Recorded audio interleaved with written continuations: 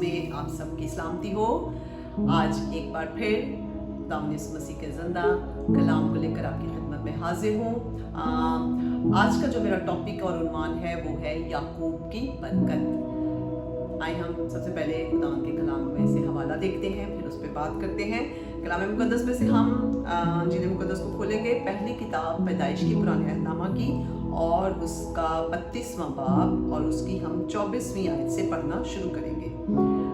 कलाम मुकद्दस में यूँ लिखा है, और याकूब अकेला रह गया और पो फटने के वक्त तक एक शख्स वहां उससे कुश्ती लड़ता रहा। जब उसने देखा कि वो उस पर गालिब नहीं होता तो उसकी रान को अंदर की तरफ से छुआ और याकूब की रान की नस उसके साथ कुश्ती करने में चढ़ गई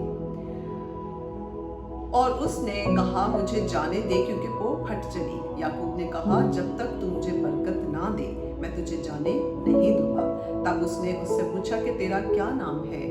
उसने जवाब दिया, याकूब। उसने कहा कि तेरा नाम आगे को याकूब नहीं बल्कि इसराइल होगा, क्योंकि तूने खुदा और आदमियों के साथ जोर आजमाई की और गालिब हुआ। तब याकूब ने उससे कहा कि मैं तेरी मिन्नत करता हूँ, तू मुझे अपना नाम बता दे। उसने कहा कि तू मेरा नाम क्यों पूछता है? और उसने उसे वहां बरकत दी। मेरे अजीजों, ये हवाला आज जो आपके सामने पढ़ा गया है ये मुझे बहुत पसंद है। कलाम मुकद्दस में कुछ बातें ऐसी होती हैं जो दिल को छू जाती हैं और बेशक सारा कलाम ही मोतबर है, हशमत वाला है, कुदरत वाला है और उसके एक एक लफ्ज़ में कुदरत पाई जाती है जो ज़िंदगियों को बदल देती है। ये हवाला जिसमें कि याकूब कुश्ती लड़ रहा है और कह रहा है कि मैं तुझे जाने ना दूंगा। इसके पीछे की अगर सारी हम हिस्ट्री देखें या याकूब के बारे में देखें तो याकूब जब अपने भाई एसौ से मिलने के लिए वापस आ रहा है तो उसके अंदर एक डर और एक खौफ भी है। हालांकि वो मिलना चाहता है अपने भाई से।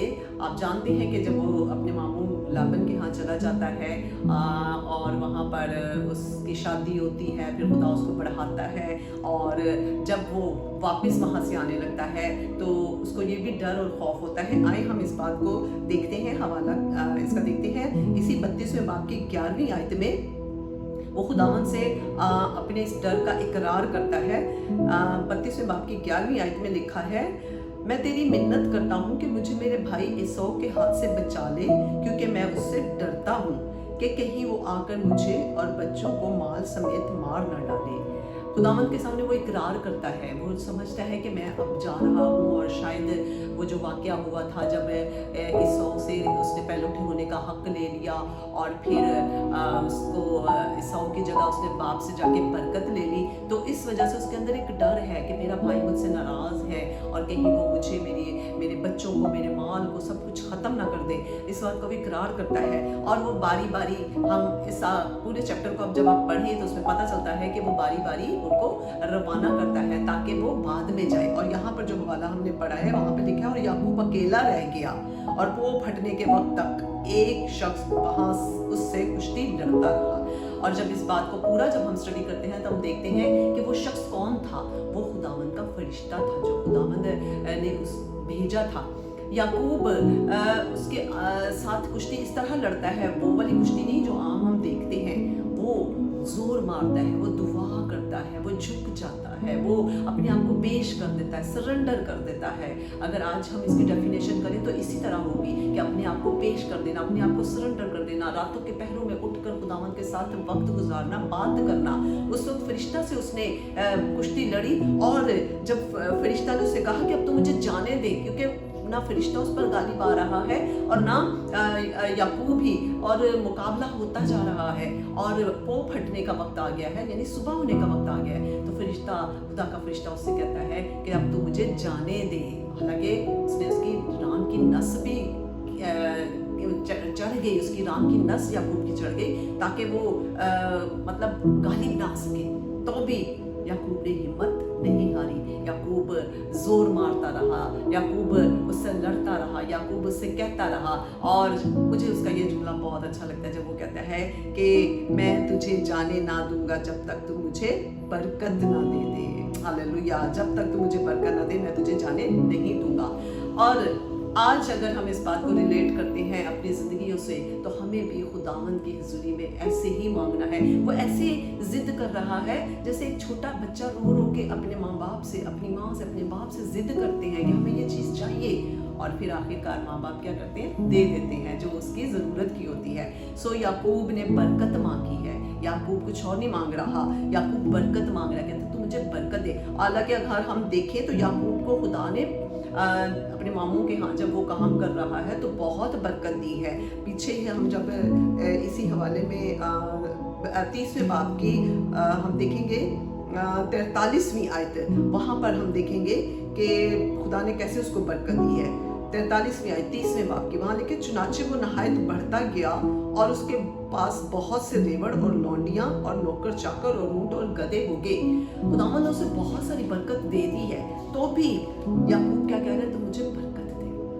बरकत पाने का ये तरीका कितना मुनफरिद है और कितना अनोखा है। वो शायद उस वक्त उस खौफ से रिहाई की बरकत मांग रहा है जो इसौ से उसको खौफ है, जिसका इकरार उसने खुदावंद के सामने भी किया है। इसीलिए वो कह रहा है मुझे बरकत दे, शायद वो और बरकत चाहे। मेरे अजीजों, हम इस हवाला में से एक बात सीख सकते हैं कि जब याकूब ने बरकत मांगी तो खुदा ने उसको बरकत दी, और जब उससे पूछा गया कि तेरा नाम क्या है तो उसने बताया मेरा नाम याकूब है।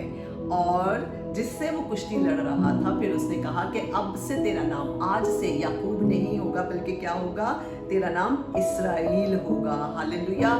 ये रिवॉर्ड मिला उसको, याकूब को, यानी इसराइल, खुदा की प्यारी लाडली कौम, जो टाइटल उसको मिला वो आई थिंक बहुत बड़ा रिवॉर्ड है उसके लिए। और खुदावंद ने उसको ये बरकत दी, और जब उसने गालिब आया, फतह पाई, और जब वो सूरज तलू होने लगा और उस जगह का उसने नाम वहाँ पर फनीएल रखा, और उसने कहा कि मैंने खुदा को रूबरू देखा तो भी मेरी जान बची रही। यानी खुदा से जब भी हम मांगे, सीखने की बात यहाँ पर यह है कि खुदा से जब हम मांगते हैं, कलाम मुक़द्दस में नया नामा में भी लिखा है कि मांगो तो तुम्हें दिया जाएगा, ढूंढो तो पाओगे, दरवाज़ा खटखटाओ तो तुम्हारे वास्ते खोला जाएगा। याकूब ने मांगा, याकूब ने मेहनत की, और याकूब को बरकत मिली। बेशुमार बरकत उसके पास पहले थी, लेकिन तो भी उसको वो कम लग रही थी। उसने कहा कि मैं तुझे जाने ना दूंगा। आज देखते हैं कि हमारी ज़िंदगी में किस चीज़ की कमी है। अगर बरकत की कमी है या आपको कोई चीज़ दरकार है जो आपको खुदावंद से चाहिए, तो आप खुदावंद के हुज़ूर में झुक जाएं, मेहनत करें, मांगे उससे। याकूब की तरह कहे कि मैं तुझे जाने ना दूंगा जब तक तू मुझे बरकत ना दे दे। इस बात का ईमान रखिए कि जब हम खुदावंद के हुज़ूर में झुकते हैं, वो मौजूद होता है, वो रूह की सूरत में मौजूद होता है, और हम कह सकते हैं, ऐ खुदावंद रूह पाक, हम तुझे जाने ना देंगे जब तक तू हमें बरकत ना दे दे। आज अपने दुआ के अंदाज को बदलें, आज मांगने के अंदाज को बदलें। आज देखें आपको किन किन चीज़ों की ज़रूरत है, खुदावंद ज़रूर देगा, क्योंकि खुदावंद मेहरबान है, प्यार करने वाला है, फजल करने वाला है, और वो बरकत देने वाला खुदा है। मेरा ईमान है आज के कलाम के वसीला से आपको बहुत बरकत मिली होगी। खुदावंद आप सबको बहुत बरकत दे। आमीन।